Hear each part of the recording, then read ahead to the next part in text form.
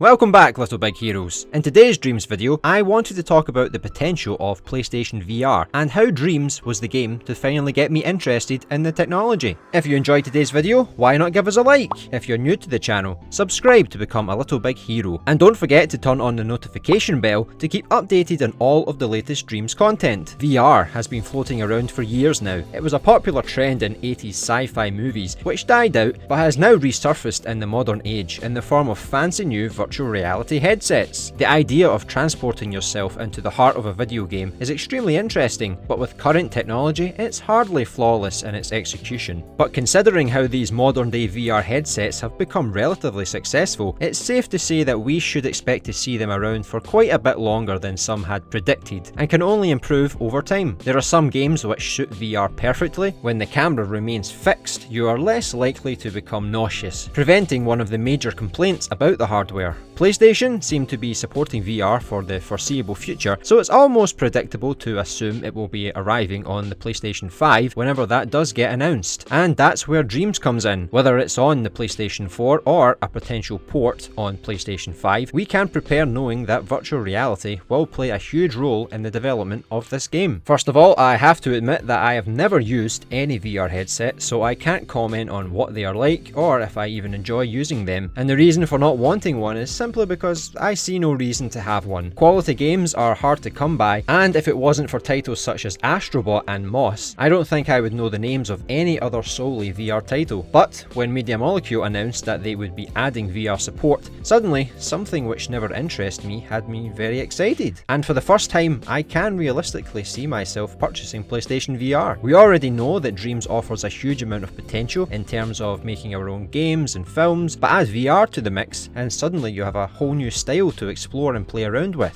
Even if you aren't interested in making games, but you already own a VR headset, Dreams could be your #1 place to frequently try brand new VR games and experiences. Now we have the power to shake the boundaries of what VR can be whenever we want. Like I mentioned, I had no previous interest in owning or even playing a VR game, but all of a sudden I'm desperate to create some cool projects. You would normally have to wait for a developer to make a particular game you're looking for, and perhaps they haven't made the VR experience you've always dreamed of. Well, now you have the opportunity to make that a reality, either making it yourself or collaborating with other VR enthusiasts from the community. VR may not be in our initial plans at Little Big Animation. It also won't be present in the upcoming beta, and it will need a bit of time to hit the ground running once Dreams finally arrives next year. But we're confident that if it works well, we will join the VR community and try our hand at crafting some unique worlds to explore. Even VR experiences that have already been done before, you could make your own version. I don't know about you, but I'd love to drive the Batmobile, travel back in time in the DeLorean, or fly an X-Wing. Maybe there are games which already allow you to do that, but perhaps they don't do enough, and you could easily expand on them and literally make anything you want. I'm sure there are lots of amazing things you could bring to life, and that's what excites us the most about VR, the ability to transport ourselves to anywhere we choose. We don't have to be limited by what the games industry makes. You could create iconic locations and views from around the world to give people a glimpse at what it may be like to actually be there. We spoke about remaking games in a previous Dreams video. You could put yourself in those games you love. We can already talk for many hours about what we could all make, and VR just adds that nice little extra layer for people who may be interested